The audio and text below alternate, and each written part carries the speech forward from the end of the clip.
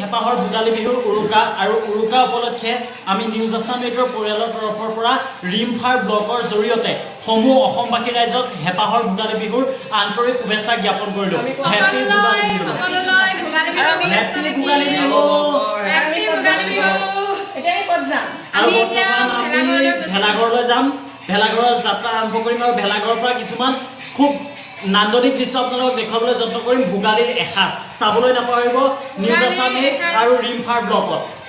ধুনীয়াকৈ আয়োজন কৰিছে ভোগালী। ঢেঁকী হমা সিজোৱা হৈ আছে। কি বনাইছে? এইটো কি বনাব? এতিয়া কি বনাইছে? হয় নেকি?